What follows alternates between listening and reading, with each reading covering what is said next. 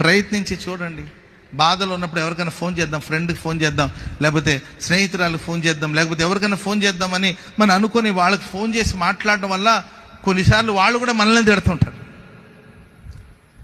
చిన్నప్పుడు గొడవ చేసుకుంటూ పిల్లలతో ఆడుకుంటూ ఏదో గొడవలు వస్తాయి కదండి, కొట్లాడుకుని వాడు ఒక 2 దెబ్బలు వేసి నేను వాడికి ఒక 2 దెబ్బలు వేసి గాయాలతో ఇంటికి వచ్చాను అనుకోండి, మా అమ్మ ఇంకొక 4 దెబ్బలు వేస్తుంది.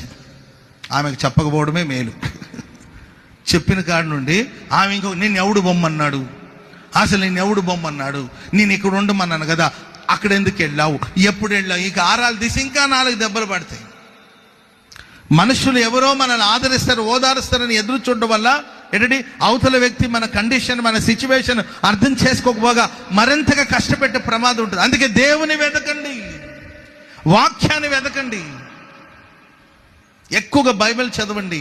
బైబిల్ చదవడమే కాకుండా బైబిల్లో ఉన్న ప్రతి మాటని మరలా యెహోవా నా కాపరి, నాకు లేమి కలగదు, పచ్చిక గల చోట్ల ఆయన నన్ను పరుండ చేయించను. ఇది నాకు తెలుసు పాస్టర్ గారు, నాకు చిన్నప్పటి నుండి తెలుసు అండి అంటారేమో. అయినా తెలిసిన పర్లేదు. యెహోవా నా కాపరి, నాకు లేమి కలగదు, పచ్చిక గల చోట్ల ఆయన నన్ను పరుండ చేస్తున్నాడు, శాంతికరమైన జలములు యొద్ద ఆయన నన్ను నడిపించుచున్నాడు. యెహోవా నా కాపరి. చాలు, నీకు మొత్తం కీర్తన ఒకవేళ గుర్తు లేకపోయినా అదొకటే గుర్తుంది. యెహోవా నా కాపరి, నాకు లేమి కలగదు, పచ్చిక గల చోట్ల ఆయన నన్ను పరుండ చేస్తాడు, శాంతికరమైన.